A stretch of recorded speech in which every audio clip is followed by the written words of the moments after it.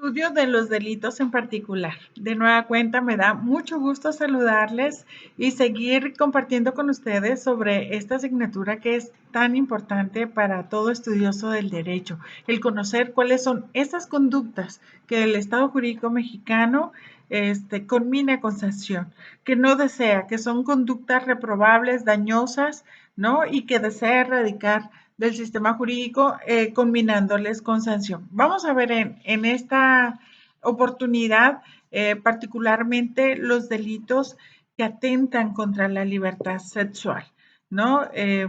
Son delitos lamentablemente serios, muy tristes, que desafortunadamente pues se dan con mucha frecuencia y regularidad en pleno siglo XXI.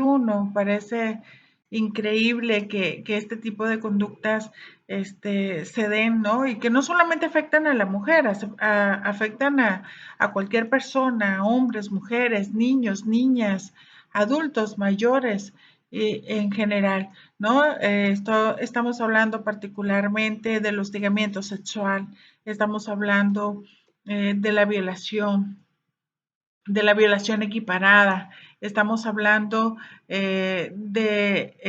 inclusive eh, del estupro, del incesto, ¿no? Entonces vamos a conocer particularmente cuáles son las diferencias entre estas figuras. Cuando hablamos de hostigamiento sexual, mis queridos y queridas estudiantes, hacemos referencia a toda aquella persona que con algún fin de carácter lascivo asedie reiteradamente a una persona de cualquier sexo.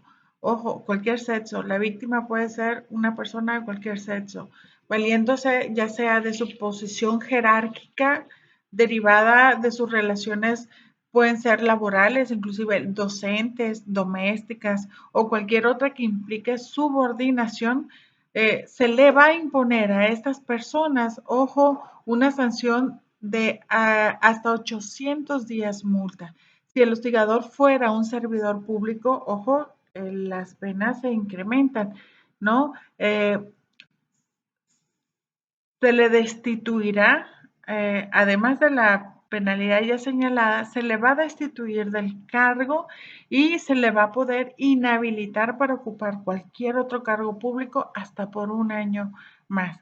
Ojo con estas circunstancias porque es muy común y lamentablemente muy triste el hecho de que existan docentes, hombres que abusan de su posición de poder, ¿no? Y cometan este tipo de conductas. Y desafortunadamente las sanciones que se han visto de manera más recurrente son solamente trasladarlos a otra escuela o a otra universidad, ¿no? No destituyéndoseles en caso de ser docentes que trabajen para ya sea una entidad federativa o para la federación en todo caso. Cuestión esta que me parece bastante grave, puesto que finalmente lo único que se hace es sacarlo de un lado y ponerlo en otro, pero la gravedad del asunto continúa, ¿no? Y por supuesto el riesgo es más que latente.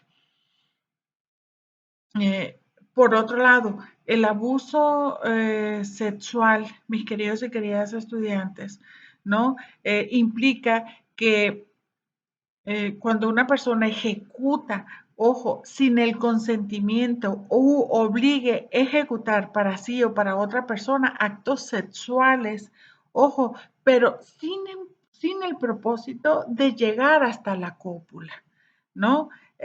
Es una acción, por supuesto, reprobable, ¿no? Pero la gran diferencia con la violación, por ejemplo, es que no se llega a la cópula, ¿no? Se le obliga a la persona a ejecutar o se ejecuta respecto de una persona actos sexuales, pero sin el propósito de llegar a la cópula. ¿Y de qué estamos hablando de actos sexuales? Bueno, pues me refiero a tocamientos, manoseos corporales obscenos, ¿no?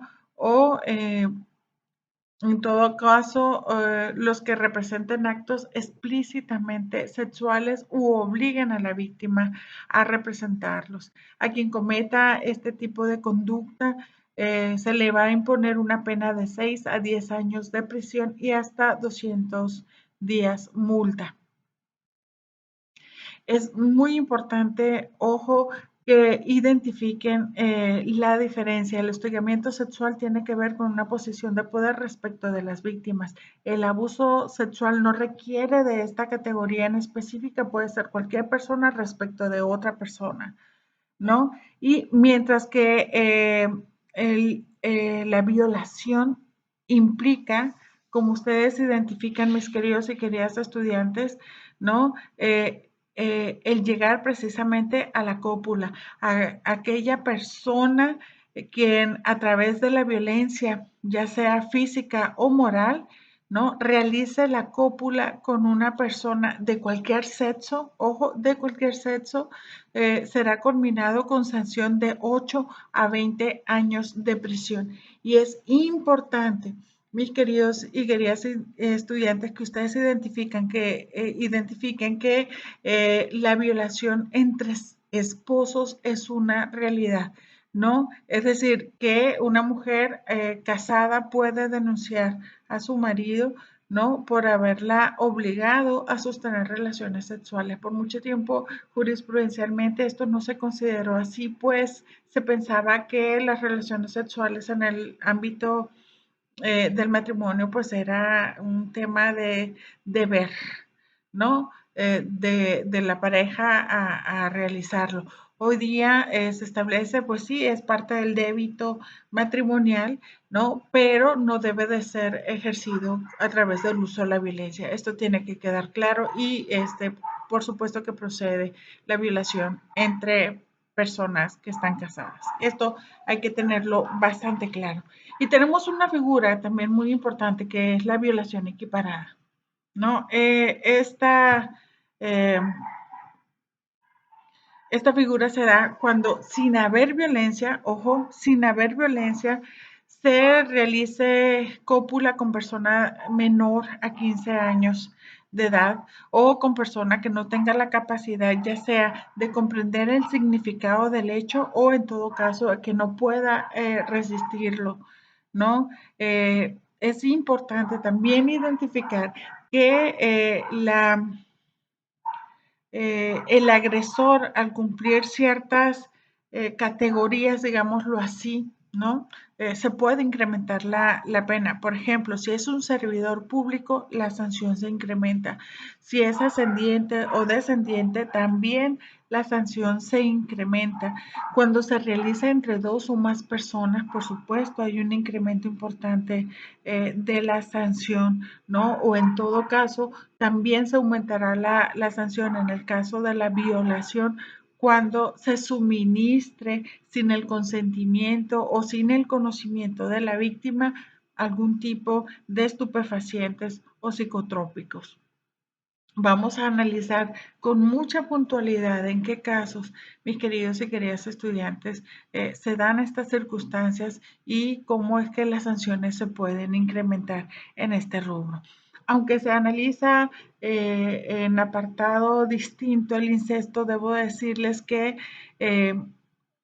nuestro código punitivo establece particularmente una sanción de 1 a 6 años eh, de prisión a aquel ascendiente que sostenga relaciones sexuales con sus descendientes siempre y cuando se trate de mayores de edad, porque si se trata de menores de edad, pues ya estamos hablando de otra figura que es particularmente la violación, ¿no? Va a ser muy interesante, mis queridos y queridas estudiantes, identificar cada una, cada uno de estos rubros y estoy segura que van a ustedes a lograr un conocimiento bastante interesante en esta materia. Así que estaré con ustedes acompañándoles Estaré siguiendo puntualmente sus aportes en foro y en las actividades, y cualquier duda, cualquier observación, no duden en hacérmela saber.